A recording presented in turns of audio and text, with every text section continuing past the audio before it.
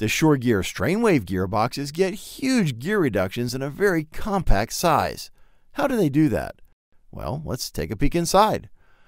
There's only 3 components involved: the circular spline, the flex spline, and the wave generator.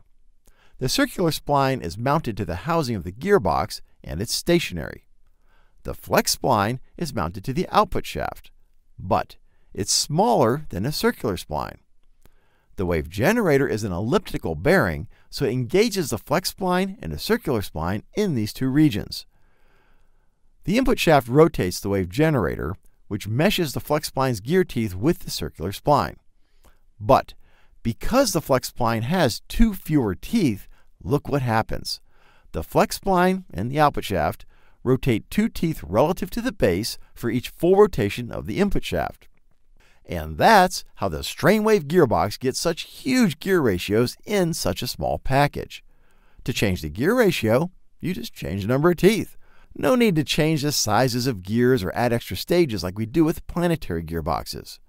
And since there's only 2 moving parts, they're super reliable. Unlike traditional gearboxes, where only 1 tooth is engaged at a time, the strain wave gearboxes have 30 to 40% of the teeth engaged at all times, which explains how they're able to get such high torques with such small teeth. Lots of little teeth engaged gets you the same torque as 1 big tooth.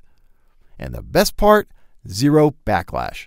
Again, because all these little teeth are engaged at all times, when you reverse the motor, you get an instant response. No more waiting for the gears to remesh and start working again when you reverse the motor.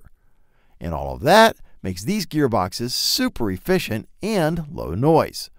So, with free CAD models, free award-winning tech support, in stock, ready-to-ship parts, free shipping on all orders over $49, and a 30-day no-questions-asked money-back guarantee, you have nothing to lose.